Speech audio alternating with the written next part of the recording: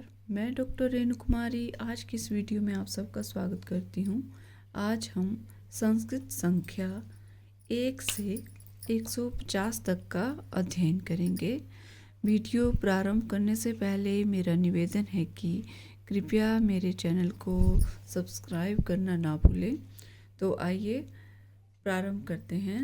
संस्कृत संख्या, जो संस्कृत संख्या है वो 1 से लेके 4 तक जो है वो 3 लिंगों में चलती है, जैसे पुल्लिंग, स्त्रीलिंग और नपुंसकलिंग। संस्कृत संख्या में 1 के लिए पुल्लिंग में एका शब्द प्रयुक्त है और स्त्रीलिंग में एका, नपुंसकलिंग में एकम शब्द प्रयुक्त किया जाता है। जैसे यदि एक वाक्य हम लिखें कि एक बालक, एक लड़का, तो उसके लिए प्रयुक्त होगा एकः बालकः। और एक लड़की कहेंगे तो वहाँ पर शब्द आएगा एका बालिका। और एक फल के लिए आएगा एकम फलम। इसी तरह 2 के लिए पुल्लिंग में द्वौ, स्त्रीलिंग में द्वे और नपुंसकलिंग में द्वे शब्द प्रयुक्त होता है। तो 2 के लिए अगर कहें कि 2 बालक, तो पुल्लिंग में द्वौ बालकौ, 2 लड़कियां या 2 बालिकाएं, द्वे बालिके। 2 फल, द्वे फले। 3 के लिए त्रयः, तिस्रः और त्रीणि। इसी तरह जैसे उदाहरण है 3 बालक, त्रयः बालकः, तिस्रः बालिकाः, 3 लड़कियां। 3 फल, त्रीणि फलानि। यहाँ पे संख्या तीनों लिंगों में अलग अलग प्रयुक्त हुई है। एक ही शब्द के लिए तीन संख्या के लिए अलग अलग शब्द प्रयुक्त हुआ है।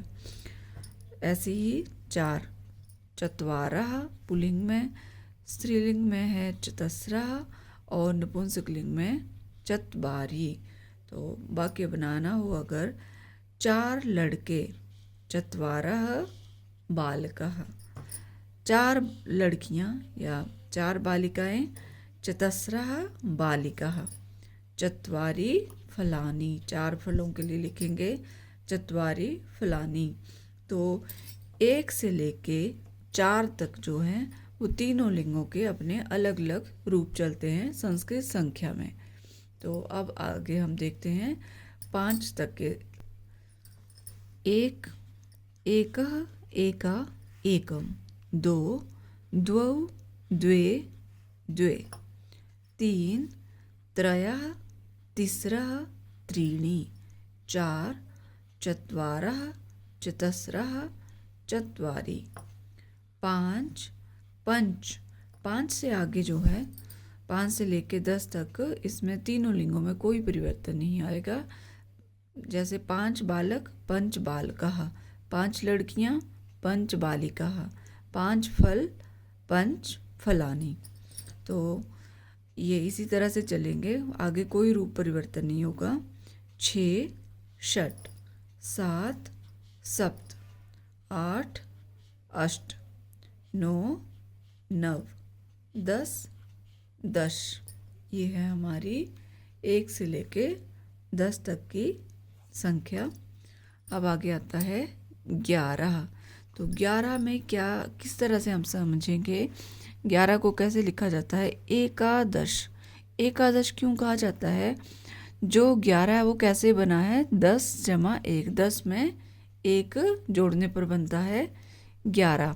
तो 1 के लिए लिखेंगे हम 1 और 10 के लिए 10 और इनका मिला हुआ रूप बनेगा एकादश। ठीक है। और यहाँ पर जो द्वादश, त्रयोदश, चतुर्दश जो शब्द प्रयुक्त हुए हैं, यहाँ पर एका, द्वौ, त्रया, चत्वारा ना चल के ऐसे रूप चलते हैं द्वा, त्रया या त्रि, और चतुर्दश में आएगा चतुः। ये आपने याद कर लेने हैं। 1, द्वा, त्रया या त्रि, चतुः। और जब इनमें 10 जुड़ेगा, तो जब द्वा या द्वि में 10 जुड़ेगा तो वो बन जाएगा द्वादश। ये आगे जो 100 तक की जो संख्या है उसमें इसी तरह से चलेगा। त्रयोदश, त्रयोदश बना त्रया या त्रि में 10 जोड़ने पर त्रयोदश अर्थात 13। 14 चतुर्दश, चतु जमा 10, 10 में 4 अधिक, ये इसका मतलब है। पंचदश 15 अर्थात 10 में 5 अधिक। 16 षोडश, षट जमा 10, 10 में 6 अधिक। ये मैं आपको समझाने के लिए मैंने ये लिखा हुआ कि आखिर ये क्यों ऐसा बना है रूप, यही क्यों कहा गया है। एकादश, द्वादश, त्रयोदश, चतुर्दश, पंचदश, षोडश, इसी तरह से आगे है 17, सप्तदश, 18, अष्टादश, 19, नवदश, या इसके लिए 2 शब्द प्रयुक्त हुए हैं, एक तो नवदश और दूसरा है एकोनविंशति। एकोनविंशति इसलिए कि 1 जमा उन विंशति, उन का मतलब है कम, कि 20 में 1 कम अर्थात 19। तो जो आपको अच्छा लगे वो आप लिख सकते हैं, नवदश या एकोनविंशति, और 20 को विंशति। तो ये है हमारी 20 तक की संख्या संस्कृत में। 21 से 30 में भी वैसे ही समझेंगे हम, जैसे एक विंशति 21 के लिए है, एक विंशति अर्थात 1 जमा विंशति, 20 में 1 अधिक। 22 द्वाविंशति, 20 में 2 अधिक। 23 त्रयोविंशति, 20 में 3 अधिक। 24 चतुर्विंशति, 20 में 4 अधिक। 25 पंचविंशति, 26 षड्विंशति। 27 सप्तविंशति। 28 अष्टाविंशति। 29 क्षमा कीजिएगा, 29 नवविंशति या एकोनत्रिंशत। 30 त्रिंशत। 31 से 40 तक की संस्कृत संख्या है, जैसे 31 एक त्रिंशत, 30 में 1 अधिक। 32 द्वात्रिंशत। 33 त्रयस्त्रिंशत। 34 चतुस्त्रिंशत। 35 पंचत्रिंशत। 36 षट्त्रिंशत। 37 सप्तत्रिंशत। 38 अष्टत्रिंशत। 39 नवत्रिंशत या एकोनचत्वारिंशत अर्थात 40 से 1 कम। तो आपकी इच्छा है, आप नवत्रिंशत लिखें या एकोनचत्वारिंशत। 40 चत्वारिंशत। 41 है एक चत्वारिंशत अर्थात 40 में 1 अधिक। 42 द्विचत्वारिंशत। 43 त्रिचत्वारिंशत। 44 चतुश्चत्वारिंशत अर्थात 40 में 4 अधिक। 45 पंचचत्वारिंशत। 46 षट्चत्वारिंशत। 47 सप्तचत्वारिंशत। 48 अष्टचत्वारिंशत, 40 में 8 अधिक। 49 नवचत्वारिंशत या एकोनपंचाशत, 50 में 1 कम। 50 पंचाशत। 51 एक पंचाशत अर्थात 50 में 1 अधिक। 52 द्विपंचाशत। 53 त्रिपंचाशत। 54 चतुःपंचाशत। 55 पंचपंचाशत। 56 षट्पंचाशत। 57 सप्तपंचाशत। 58 अष्टपंचाशत। 59 नवपंचाशत या एकोनषष्टि अर्थात नवपंचाशत 50 में 9 अधिक या एकोनषष्टि अर्थात 60 में 1 कम। 60 षष्टि। 61 एक षष्ठी अर्थात 60 में एक अधिक। 62 द्विषष्टि। 63 त्रिषष्टि। 64 चतुष्षष्टि। 65 पंचषष्टि। 66 षट्षष्टि। 67 सप्तषष्टि। 68 अष्टषष्टि। 69 क्षमा कीजिएगा 69 नवषष्टि या एकोनसप्तति। नवषष्टि अर्थात 60 में 9 अधिक या एकोनसप्तति 70 में एक कम। 70 सप्तति। सप्तति अर्थात 70। 71 एक सप्तति अर्थात 70 में एक अधिक। 72 द्विसप्तति। 73 त्रिसप्तति। 74 चतुःसप्तति। 75 पंचसप्तति। 76 षट्सप्तति। 77 सप्तसप्तति। 78 अष्टसप्तति।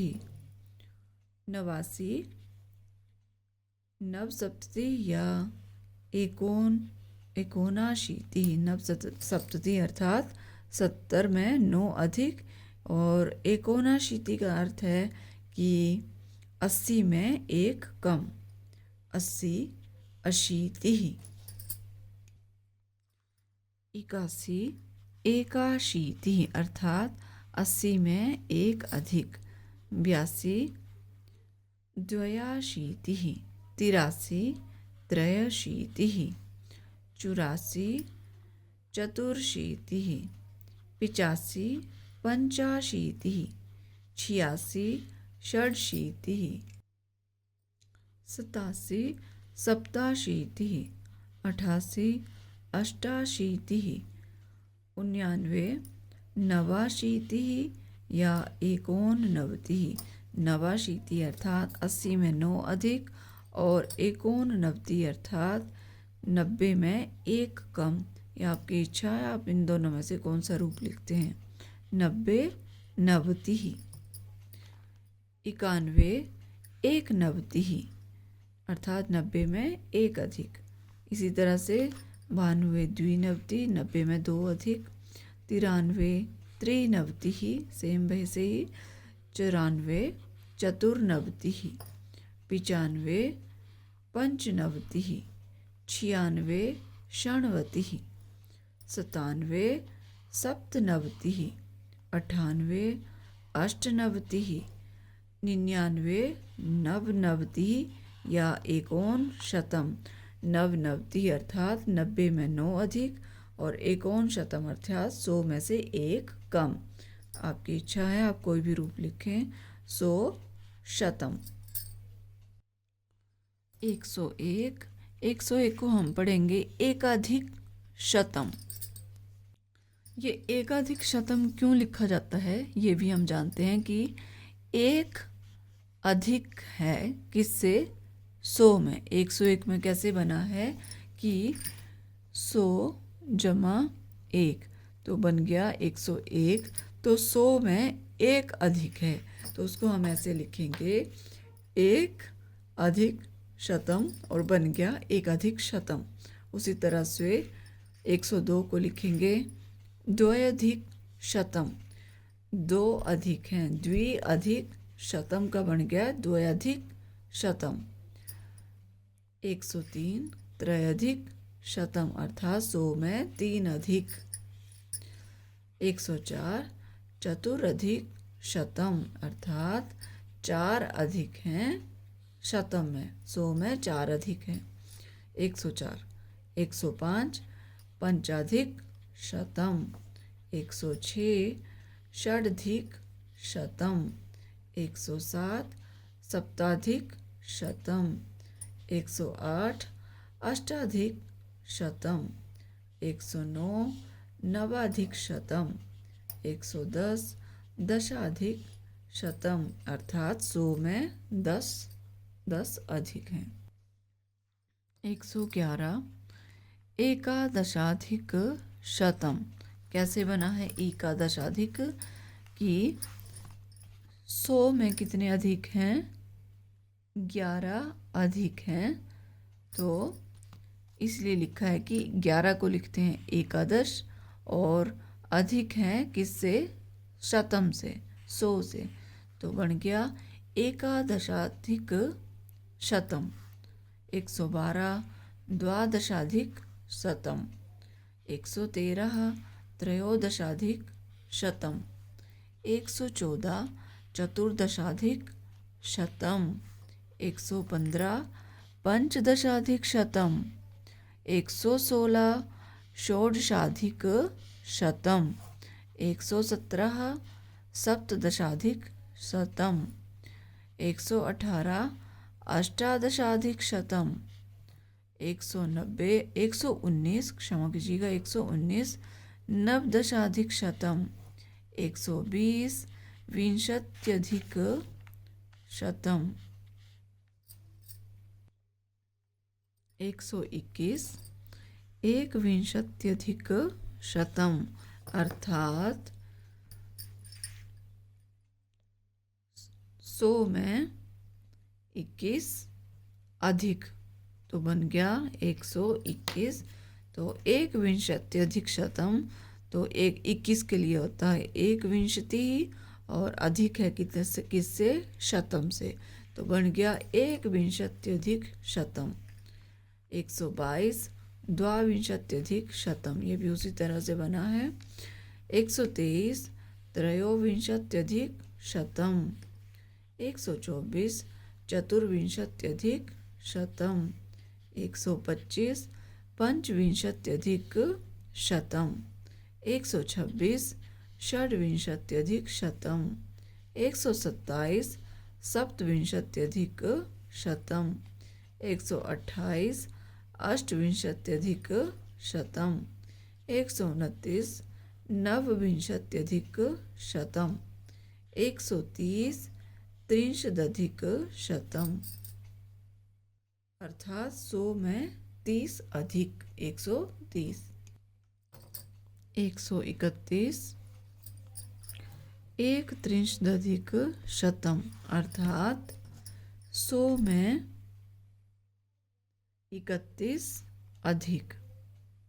तो क्या बन गया? एक त्रिंशदधिक शतम। 132 द्वात्रिंशदधिक शतम। 133 त्रयस्त्रिंशदधिक शतम। 134 चतुस्त्रिंशदधिक शतम। 135 पंचत्रिंशदधिक शतम। 136 षड्त्रिंशदधिक शतम। 137 सप्तत्रिंशदधिक शतम। 138 अष्टत्रिंशदधिक शतम। 139 नवत्रिंशदधिक शतम। 140 चत्वारिंशदधिक शतम। 141 एक चत्वारिंशदधिक शतम, अर्थात 100 में 41 अधिक हैं। तो बन गया एक चत्वारिंशदधिक शतम। 142, तो 42 को लिखते हैं द्वाचत्वारिंशदधिक शतम। 143 त्रिचत्वारिंशदधिक शतम। 144 चतुश्चत्वारिंशदधिक शतम। 145 पंचचत्वारिंशदधिक शतम। 146 षड्चत्वारिंशदधिक शतम। 147 सप्तचत्वारिंशदधिक शतम। 148 अष्टचत्वारिंशदधिक शतम। 149 नवचत्वारिंशदधिक शतम। 150 पंचाशदधिक शतम, अर्थात 100 में 50 अधिक। क्या बन गया? एक पंचाशदधिक शतम। तो ये है हमारा आज का वीडियो संस्कृत संख्या। मैं आशा करती हूँ आपको ये वीडियो अवश्य पसंद आएगा। कृपया मेरे चैनल को लाइक, शेयर और सब्सक्राइब करना ना भूलें। मिलते हैं नेक्स्ट वीडियो में, तब तक के लिए धन्यवाद।